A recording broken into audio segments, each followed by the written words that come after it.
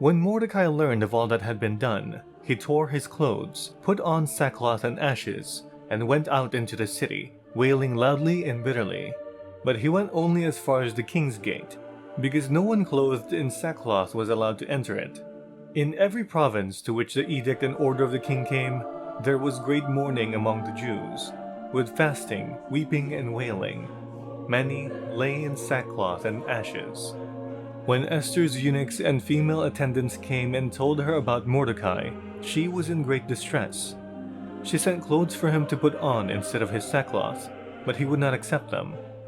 Then Esther summoned Hathak, one of the king's eunuchs assigned to attend her, and offered him to find out what was troubling Mordecai and why. So Hathak went out to Mordecai in the open square of the city, in front of the king's gate. Mordecai told him everything that had happened to him, including the exact amount of money Haman had promised to pay into the royal treasury for the destruction of the Jews.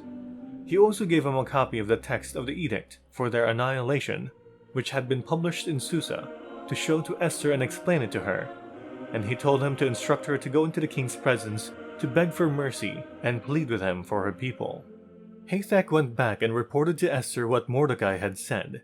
Then she instructed him to say to Mordecai, "All the king's officials and the people of the royal provinces know that for any man or woman who approaches the king in the inner court without being summoned, the king has but one law, that they be put to death, unless the king extends the gold scepter to them and spares their lives. But 30 days have passed since I was called to go to the king."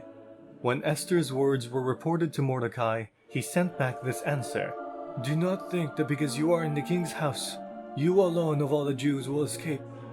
For if you remain silent in this time, relief and deliverance for the Jews will arise from another place, but you and your father's family will perish.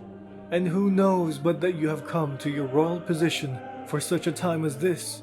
Then Esther sent this reply to Mordecai: "Go gather together all the Jews who are in Susa, and fast for me. Do not eat or drink for 3 days, night or day. I and my attendants will fast as you do. When this is done, I will go to the king, even though it is against the law, and if I perish, I perish." So Mordecai went away and carried out all of Esther's instructions.